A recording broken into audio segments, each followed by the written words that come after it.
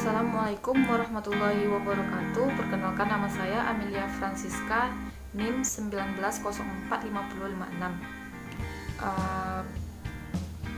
Pembuatan video saya kali ini itu untuk memenuhi tugas mata kuliah administrasi dan supervisi pendidikan.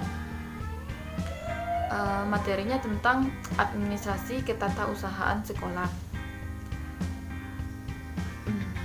Poin A yaitu membahas tentang konsep administrasi ketatausahaan.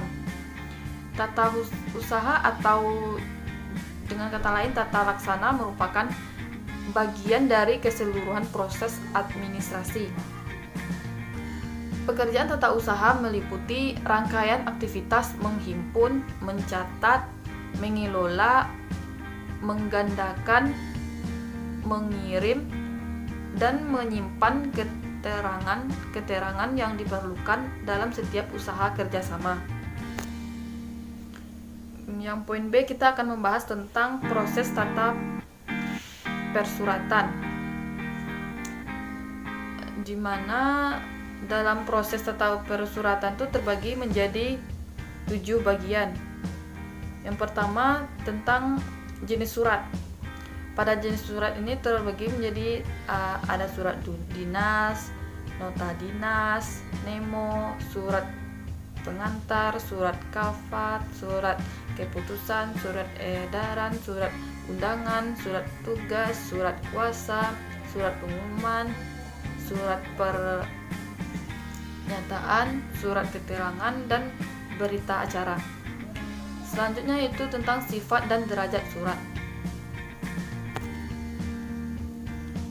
Sifat surat terbagi menjadi surat sangat rahasia, surat rahasia, surat terbatas, dan surat biasa. Sedangkan derajat surat terbagi menjadi 3, yaitu kilat, segera, dan biasa. Yang ketiga itu pencantuman alamat surat. Alamat surat dicantumkan pada sampul surat dan kepala surat. Yang keempat itu kode surat. Pada kode surat ini terdapat pada kode jabatan, kode unit, dan kode perihal. Yang kelima yaitu pemakaian singkatan.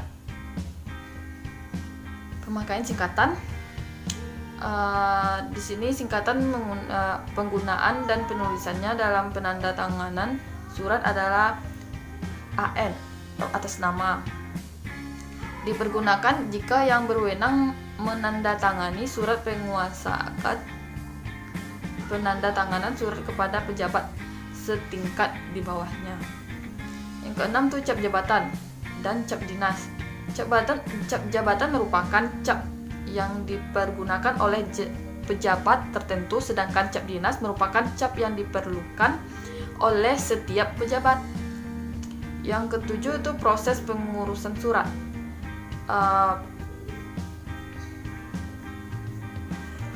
Pada proses pengurusan surat ini terdapat pada penerima surat, pengirim surat, pencatat surat, pengarah surat, pengelola surat, dan pengelolaan arsip. Menurut Bratawijaya, langkah-langkah untuk mengelola surat ada 4. Yang pertama tuh penerimaan surat, yang kedua pembukaan surat, yang ketiga pembacaan surat, yang keempat pembagian surat. Selanjutnya itu tentang proses tata kearsipan. Sistem penataan arsip ada 5. Yang pertama itu berdasarkan masalah, berdasarkan abjad, berdasarkan tanggal, berdasarkan nomor, dan berdasarkan wilayah. Selanjutnya itu poin D tentang proses tata ruang kantor atau sekolah. Yang pertama itu tentang asas pokok tata ruang kantor. Menurut Richard Matter, ada 4 asas tata ruang pada suatu kantor. Yang pertama itu asas jarak terpendek, yang kedua asas rangkaian kerja asas, yang ketiga tuh asas penggunaan segenap ruang, yang keempat asas perubahan susunan tempat kerja. Yang kedua tuh bentuk-bentuk tata ruang kantor. Yang pertama tata ruang tertutup, dan yang kedua tata ruang terbuka. Yang ketiga tuh prinsip-prinsip tata ruang kantor. Yang pertama tentang pekerjaan harus mengalir terus-menerus sedapat mungkin dalam garis lurus. Yang kedua, bagian-bagian dan seksi-seksi yang berfungsi sama dan yang berhubungan harus ditempatkan secara berdekatan untuk mengurangi waktu berpergian. Yang ketiga, aliran pekerjaan harus sederhana sehingga dapat mengurangi hilir mudik pegawai dan penyampaian surat-surat dalam jarak yang pendek. Yang keempat, meletakkan perlengkapan kantor harus dekat dengan pegawai yang menggunakannya. Yang kelima, pekerjaan harus mengalir terus-menerus sedapat mungkin dalam garis lurus. Poin E yaitu keterlibatan guru dalam administrasi ketatausahaan sekolah.